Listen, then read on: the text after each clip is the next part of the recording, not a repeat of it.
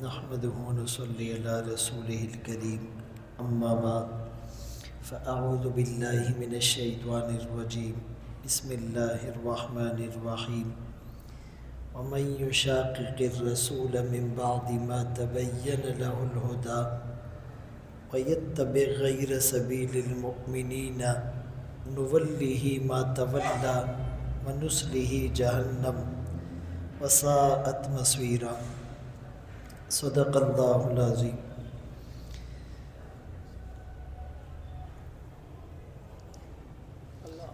قرآن کریم کی جو آیت کریمہ آپ کے سامنے تلاوت کی، اس میں اللہ کریم فرماتے ہیں کہ جو بھی رسول کی مخالفت کرے گا بعد اس کے کہ واضح ہو چکے اس کے سامنے ہدایت، اور جو بھی مومنوں کے راستے سے ہٹ کر چلے گا تو اس کو ہم اس طرف پھیر دیں گے جس طرف وہ پھر چکا ہے، اور اس کو جہنم میں داخل کریں گے، اور وہ بہت برا ٹھکانہ اور لوٹنے کی جگہ ہے۔ اس آیت سے مفسرین نے اجماع امت کو ثابت کیا ہے۔ سب سے پہلا جو ماخذ ہوتا ہے وہ قرآن ہے، قرآن سے ہم احکامات کو لیتے ہیں۔ اس کے بعد جو دوسرا ماخذ ہے وہ احادیث نبویہ ہے، رسول اللہ صلی اللہ علیہ وآلہ وسلم کے فرامین، آپ کے اقوال، آپ کے اوامر، وہ امت کے لیے ماخذ کی حیثیت رکھتے ہیں۔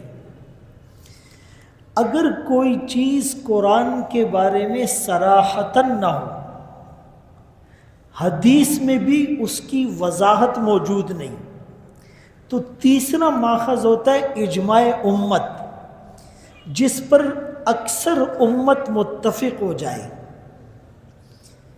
تو اس پر بھی عمل کرنا لازم ہوتا ہے۔ اجماع امت کی ایک دلیل یہ آیت ہے، فرمایا جو رسول کی مخالفت کرے، اور آگے فرمایا مومنوں کے معروف راستے سے ہٹ کر چلے، تو یہ مومنوں کا معروف راستہ یہ اجماع امت ہے۔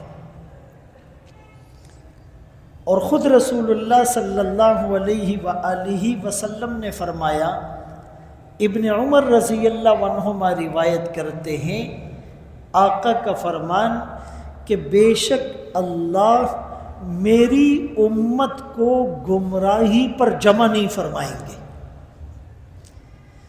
یعنی میری امت کی اکثریت گمراہی پر جمع نہیں ہوگی، وہ محفوظ رہے گی فتنوں سے۔ اور فرمایا ید اللہ علی الجماعہ وفی روایت مع الجماعہ، اللہ کا ہاتھ یعنی اللہ کی مدد اور نصرت، اللہ کی تائید اور توثیق جماعت اور اجتماعیت کے ساتھ ہے۔ اور فرمایا من فارق الجماعت شبرا، ایک بالش جو جماعت سے الگ ہو گیا، فقط خلع ربقۃ الاسلام من عنقی، اس نے اسلام کا جو لبادہ ہے وہ اتار پھینکا۔ اور فرمایا من شذ شذ فی النار، جو الگ تھلگ ہوا وہ آگ میں گر گیا۔ فَإِذَا رَأَيْتُمُ الْإِخْتِلَافِ فَعَلَيْكُمْ بِالسَّوَادِ الْأَعْظَمِ، سواد ویسے کالے کو کہتے ہیں، اور بہت زیادہ لوگ جب جمع ہو جائیں، سر جمع ہو جائے، وہ کالے ہی کالے ہوتے ہیں۔ تو فرمائیں جب تم اختلاف دیکھو گے، اور آقا نے پیشن گوئی کی فَسَيَرَى مِنْكُمْ اخْتِلَافًا كَثِيرًا، تم میں سے بہت سے لوگ بڑے بڑے اختلافات دیکھیں گے. لوگ کہتے ہیں نا ہم کس کے پیچھے جائیں, ہم کس کی مانیں. یہ بھی لوگ اپنا گناہ علماء کے سر پر ڈالنے کی ناکام کوشش کرتے ہیں. وہ کہتے ہیں نا اللہ بلا بگردن مولا. تو مفتی ظفر علی خان رحمہ اللہ فرمایا کرتے تھے ردی بدی بگردن مقتدی. بھائی ڈاکٹرز کا آپس میں اختلاف ہوتا ہے یا نہیں؟ ایک کہتا ہے آپریشن کراؤ, دوسرا کہتا ہے آپریشن رسک ہے. ایک کہتا ہے ایلوپیتھک ٹھیک, دوسرا کہتا ہے ہومیوپیتھک ٹھیک, تیسرا کہتا ہے یونانی اور حکمت والی دوا ٹھیک. تو آج تک کسی نے یہ تو نہیں کہا کہ ڈاکٹر آپس میں لڑتے ہیں, آج کے بعد ہم کسی ڈاکٹر کی سنیں گے ہی نہیں, بائیکاٹ ہے سارے ڈاکٹر سے. وکیل اور ججز کا آپس میں اختلاف ہوتا ہے. ایک وکیل پیسے لے کر سارا زور لگاتا ہے کہ یہ بے گناہ ہے, اور دوسرا وکیل دوسرے سے پیسے لے کر زور لگاتا ہے کہ یہی مجرم ہے. ایک جج کہتا ہے اس کو سزا ہو, دوسرا جج کہتا ہے اس کو بری کرو. آج تک کسی نے کہا کہ یہ ججز اور وکلا ہر وقت لڑتے رہتے, آج کے بعد ہم کوئی کیس کسی وکیل کے پاس عدالت لے کر نہیں جائیں گے, کسی ڈاکٹر سے اپنا فیصلہ کروائیں گے, یہ تو کوئی نہیں کہتا. لیکن جب دین کی بات آتی ہے, علماء کا جب فروعی مسائل میں اختلاف ہوتا ہے, لوگ کہتے جی مولویوں کا اختلاف ہے, ہم کسی کی نہیں سنتے. پھر وہ دین کے مسئلے ڈاکٹر سے پوچھتے ہیں, انجینئر سے پوچھتے ہیں, پلمبر سے پوچھتے ہیں, پروفیسر سے پوچھتے ہیں. بات سمجھ میں آ رہی ہے یا نہیں؟ اسی لیے فرمایا کہ جو ایک بالش بھی اجتماعیت سے الگ ہوا, گویا کہ اسلام کا لبادہ اس نے پھینک دیا. تو جب بھی تم اختلاف دیکھو تو یہ دیکھو کہ امت کے اکثر علماء کس پیج پر ہیں. امت کے اکثر اکابر ان کا نقطہ نظر کیا ہے, جو ان کی بات ہوگی وہی ویلڈ ہوگی. اور اس پر بہت سے دلائل ہیں. ایک دلیل یہ ہے کہ اللہ کے رسول صلی اللہ علیہ وآلہ وسلم جب پردہ فرما گئے تو اب خلیفہ کس کو بنایا جائے؟ بھائی کیوں کھڑے ہوئے آپ؟ یا بیٹھ جائیں اور یہاں اللہ اکبر کبیر. تو اللہ کے رسول صلی اللہ علیہ وآلہ وسلم جب پردہ فرما گئے, اب خلیفہ کس کو بنایا جائے؟ تو ساری امت نے اتفاق کس پر کیا؟ حضرت, نام تو لے لو ایک دفعہ, حضرت ابو بکر صدیق رضی اللہ عنہ پر. اور کیوں؟ انہوں نے یہ دیکھا کہ سب سے پہلے ایمان لانے والے بھی حضرت ابو بکر رضی اللہ عنہ ہوتے, آقا کے ساتھ ہجرت کے سفر میں نکلنے والے بھی حضرت ابو بکر رضی اللہ عنہ ہوتے. آقا نے اپنی حیات میں جس کو اپنے مصلے پر کھڑا کیا وہ بھی حضرت ابو بکر رضی اللہ عنہ ہوتے. اور باقاعدہ حکم دیا, مرو ابا بکر فلیصلی بالناس وفی روایت للناس, ابو بکر کو حکم دو کہ وہ لوگوں کو نماز پڑھائیں. اور پھر صدیق اکبر نماز پڑھا رہے ہیں, آقا کی طبیعت قدرے بہتر ہوئی, سہارے پر چل کر آئے. صدیق اکبر نے دیکھا کہ آقا آ رہے ہیں, پیچھے ہٹنے لگے. آقا نے اشارے سے فرمایا وہیں رکے رہو, نماز پڑھاؤ. اور ایک موقع پر صحابہ نے محسوس کیا تو صحابہ پیچھے ہٹنے لگے. آقا نے حکم دیا کہ صدیق کی اقتداء میں نماز جاری رکھو. پھر آقا پردہ فرما گئے. حضرت عمر رضی اللہ عنہ تلوار لے کر کھڑے، جو یہ کہے گا آقا ہم میں نہیں رہے اس کی گردن اڑا دوں گا۔ حضرت علی رضی اللہ عنہ اور بڑے بڑے صحابہ پر ایک غم کی کیفیت طاری ہے۔ اس وقت خطبہ کس نے دیا؟ ابو بکر صدیق رضی اللہ عنہ نے۔ سارے جمع ہو گئے اور ایسا خطبہ دیا کہ من کان یعبد اللہ فإن اللہ حی لا یموت ومن کان یعبد محمدا فإن محمدا قد مات۔ جو اللہ کی عبادت کرتا تھا وہ تو ہمیشہ سے زندہ اور رہیں گے، لیکن جو محمد صلی اللہ علیہ وسلم کی عبادت کرتے تھے وہ سن لیں آقا پردہ فرما چکے۔ صحابہ کو تسلی مل گئی۔ پھر صحابہ نے پوچھا کہ جی غسل کا کیا ہوگا؟ آپ نے فرمایا صدیق اکبر رضی اللہ عنہ نے، حضرت علی، حضرت عباس ان کے بیٹے یہ دیں گے۔ پھر صحابہ نے پوچھا جنازہ، صدیق اکبر نے فرمایا آقا سے میں نے یہ سنا ہے کہ جب میں دنیا سے پردہ کر جاؤں کچھ لوگ آ کر اپنے نماز جنازہ پڑھتے رہے جاتے رہے اور آتے رہے پڑھتے رہے جاتے رہے، باقاعدہ کوئی ایک امامت نہیں کرائے۔ پھر صحابہ نے پوچھا تدفین، صدیق اکبر فرمانے لگے میں نے آقا سے سنا ہے کہ نبی جہاں پر روح نکل جائے وہیں تدفین ہوتی۔ اب یہ سارے سوالات صحابہ کس سے پوچھ رہے ہیں؟ صدیق اکبر رضی اللہ عنہ سے۔ اس کا مطلب کہ انہیں یہ بات ریئلائز تھی، وہ 100% شور تھے کہ اس خلافت کا سب سے پہلا حقدار صدیق اکبر رضی اللہ عنہ۔ اور علماء نے تو بڑی عجیب بات لکھی، صدیق اکبر رضی اللہ عنہ کے فضائل میں ایک بات ہے کہ آقا نے اپنے آخری حیات مبارکہ میں ایک حکم جاری کیا کہ مسجد نبوی کی طرف جن کے دروازے کھل رہے ہیں وہ سارے دروازے بند کر دو، الا خوخت ابی بکر، ابو بکر کے گھر کا دروازہ بند نہ کرو۔ فرمایا اس میں اشارہ تھا کہ یہ یہاں سے نماز پڑھانے کے لیے آئے۔ امام کے لیے تو یہ سمجھ میں آتا ہے، اگر ہر مقتدی یہاں سے انٹری شروع کر دے تو مشکل ہو جائے گی، تو وہ بھی ایک اشارہ تھا۔ پھر سقیفہ بنی سعدہ میں جا کر سب کا ان کے ہاتھ پر بیعت کرنا، اگلے دن مسجد نبوی میں حضرت علی رضی اللہ عنہ اور بقیہ صحابہ جو تدفین میں مشغولیت کی وجہ سے گزشتہ روز بیعت نہیں کر سکے تھے ان کا بیعت کرنا، یہ کس بات کی دلیل ہے؟ اور آقا نے تو یہ بھی فرمایا تھا کہ میدان محشر میں جب میں اٹھوں گا تو میرے دائیں طرف حضرت ابو بکر اور بائیں طرف حضرت عمر ہوں گے۔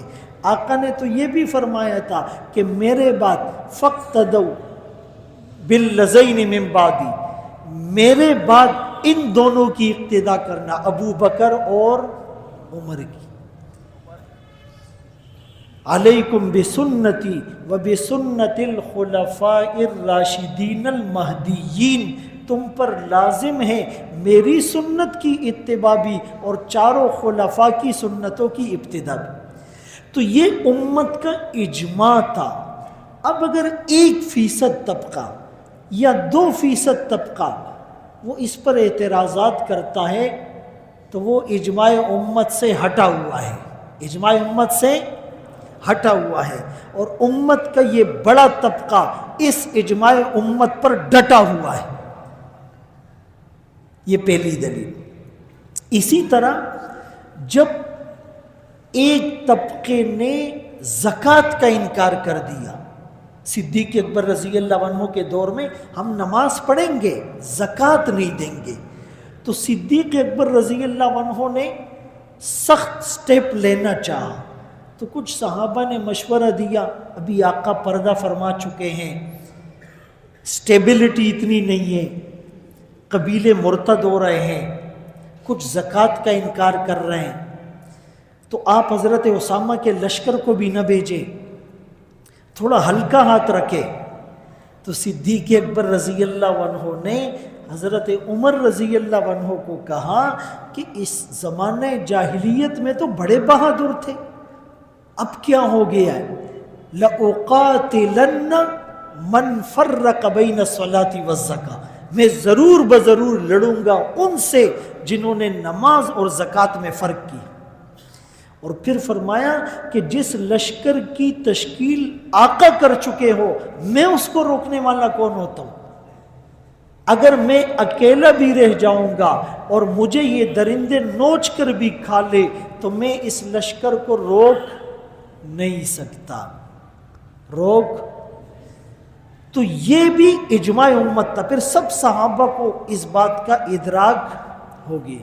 اسی طرح مؤلفۃ القلوب، جو نئے نئے مسلمان ہوتے تھے، تالیف قلبی کے لیے ان کو زکوٰۃ دی جاتی تھی، جب علت زائل ہو گئی تو وہ حکم بھی زائل ہو گیا۔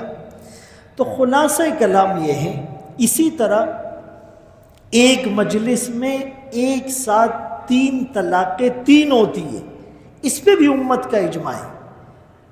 20 رکعت رمضان میں تراویح پر بھی امت کا اجماع ہے۔ اسی لیے آپ کو لوگ ادھر ادھر لے جانے کی کوشش کریں گے، آپ کو ڈائیورٹ کرنے کی کوشش کریں گے، لیکن میں جو آیات اور احادیث شروع میں پیش کر چکا ہوں کہ اس امت کے اکثر علماء گمراہی پر جمع، آپ مجھے یہ بتاؤ، الحمدللہ تحدیث بن نعمت کے طور پہ ہم سب یہ کہتے ہیں کہ اس وقت جو تبلیغی نظام ہے، اس سے بڑا نظام کسی اور کے پاس ہے؟ بولو بھائی، اس میں کسی کو شک تو نہیں ہے؟ یہ ہمارے اکابر کا اخلاص تھا۔ لاکھوں لوگ، کوئی ٹی وی میں ایڈ نہیں چلتا ہے یا چلتا ہے، کوئی پوسٹر نہیں لگتے، کوئی پمفلٹ تقسیم نہیں ہوتے، کوئی سوشل میڈیا پہ کمپین، جو چلاتے بھی ہیں وہ اپنے طور پہ چلاتے، تبلیغی بزرگوں کی طرف سے ایسا کوئی سیٹ اپ نہیں ہے۔ اور یہ نہیں کہ ایک دفعہ، ابھی ادھر اجتماع ہے، پھر اندرون سندھ میں ہے، پنجاب میں ہے، بلوچستان میں ہے، KPK میں ہے، رائے گڑھ میں ہے، شب جمعہ ہے، جوڑ ہے، اور پرانوں کا جوڑ ہے، اور افریقہ میں، ابھی پچھلے مہینے ہم افریقہ میں تھے، وہاں پر اجتماعات ہے۔ ایک وہاں کے شورا کے آدمی سے ملے، 40-50 سال پہلے سے، کہا کہ وہ حضرات جنگلات میں آتے تھے، کوئی ان کی بات نہیں سنتا تھا، اور وہ ایک ایک کی منتیں کرتے تھے۔ تو سب سے بڑا تبلیغی نظم الحمدللہ ہمارے پاس ہے، کہو الحمدللہ۔